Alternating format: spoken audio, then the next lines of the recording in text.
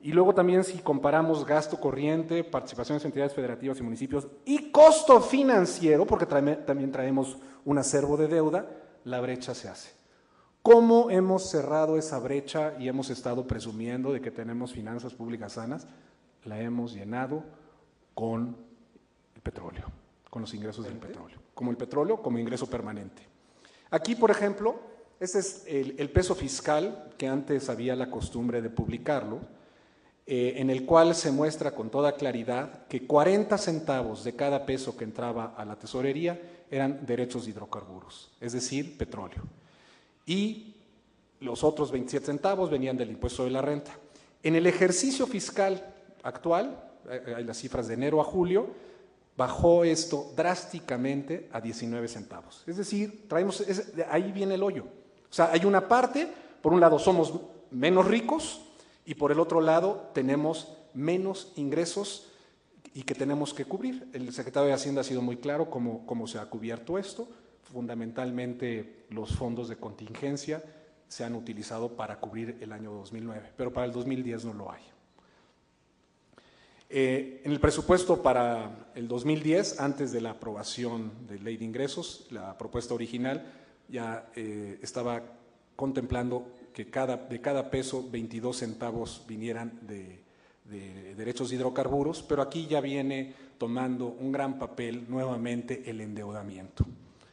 Hay un gran problema ya con el paquete que había enviado el presidente Calderón y lo que aprobó ayer la Cámara de Diputados.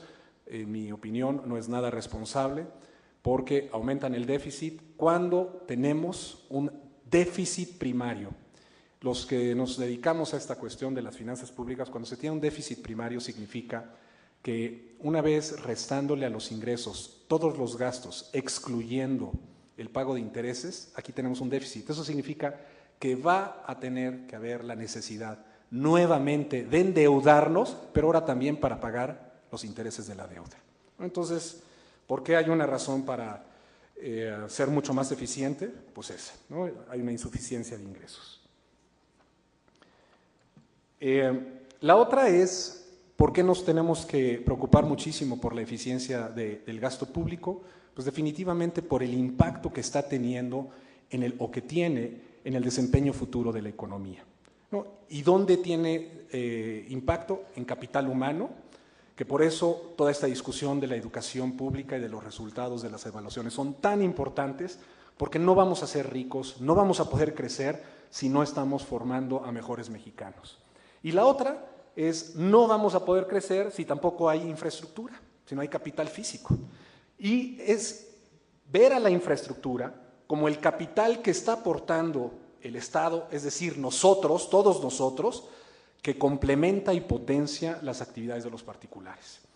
Y hay una tercera razón, creo que tenemos muchísima suerte de que nuestra Constitución política de los Estados Unidos mexicanos nos obliga a ser eficientes, está en el artículo 134.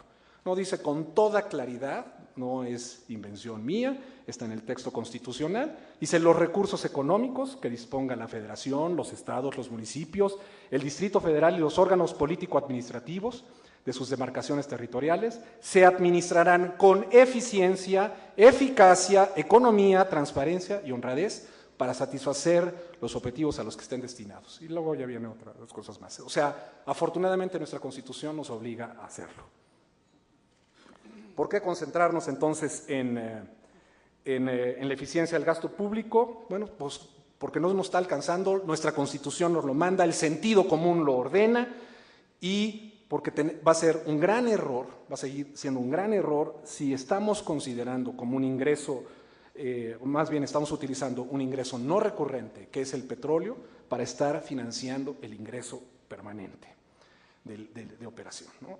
El aumento en el precio del petróleo generó un efecto ilusorio de riqueza permanente que impidió introducir cambios para sacar al sector petrolero mexicano de su crisis y dos, fortalecer la hacienda pública. Esto los economistas le llamamos el Dutch disease, ¿no? la enfermedad del holandés, y es nuevamente, ya van 2 ocasiones que los mexicanos estamos haciendo eso. Ahora, ¿qué ha ocasionado esa baja de los ingresos, bueno, está claramente la disminución del precio del petróleo.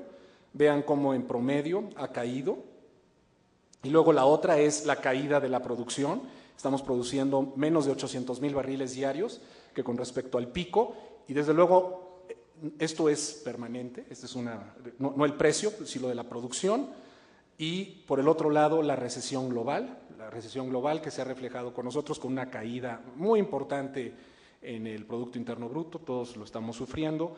Y por el otro lado, ¿a qué se debió? ¿Dónde está el mecanismo de conexión? Un desplome en nuestras exportaciones. ¿Esto qué significa? El motor, México estaba creciendo con un motor fuera de borda, y este motor fuera de borda que se llama Estados Unidos, ¿no? Que era el que nos va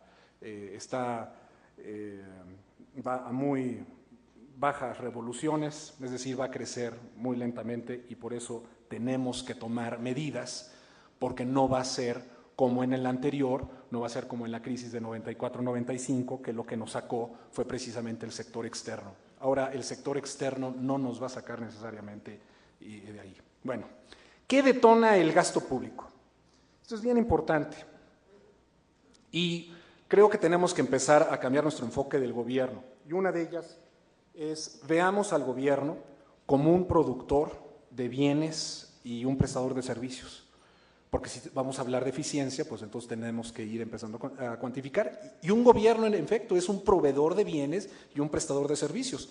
Y tenemos que buscar que esos bienes sean producidos al menor costo posible, y necesitamos que la prestación de los servicios también se haga al menor costo posible.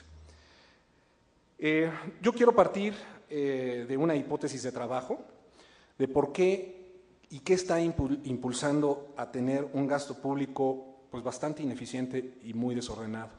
Y mi hipótesis de trabajo es la dinámica legislativa. Ustedes van a decir que porque trabajan muy poco. No, es todo lo contrario.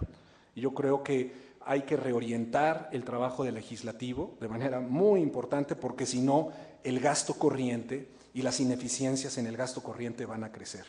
Vean aquí, en esta gráfica, muestra el acervo de leyes. En 1999 había 203 leyes. En el 2009 hay 259 leyes. Pero déjenme platicarles tantito aquí la historia, cómo está y de qué leyes se tratan, ¿no? Si vemos, se han expedido, esta es la gráfica que muestra las leyes que se han expedido entre abrogadas y nuevas. O sea, hay mucha actividad en el Poder Legislativo. ¿Y cuál es el problema? Que se está legislando, y cada vez que se está legislando, se está presupuestando. O sea, no ahora que van a decidir los legisladores el decreto de presupuesto, que van a aprobar el decreto de presupuesto, no, esa es como la pequeña parte. No, es cada vez que se está legislando, estamos imponiéndole una obligación al gobierno y estamos generando gasto público. Razón por la cual nos debemos de preocupar, y especialmente esta Cámara, esta Confederación, debe de preocuparse cada vez que está habiendo legislación, porque una es por el lado de los impuestos, pero la otra va a ser el costo que esto va a significar para sus actividades. Aquí, vean, aquí reformas constitucionales, también han estado muy activos, ¿no? Vean, cada año, ¿no? Los primeros, la legislación de la que yo formé parte fue bastante conservadora, pero vienen, y vean ya luego el resumen, ¿no? Vean, hay 108 nuevas leyes, de las cuales nuevas leyes son 60 y 48 corresponden a leyes abrogadas. Esto es demasiado. O sea, y esto va metiendo gasto público. ¿Por qué? Pasamos a la siguiente, vean cuántos organismos se van creando. Se van creando comisiones, se van creando funciones, y todo eso va generando gasto público. O sea, no es una cuestión accidental, ¿no? Vean el número es el de organismos. Bueno, vean también aquí, cada vez se están creando facultades, se precisan o agregan mandatos, etcétera, ¿no? Muchas veces ayudan a corregir eso, en otras ocasiones no. Pasamos ya a lo siguiente.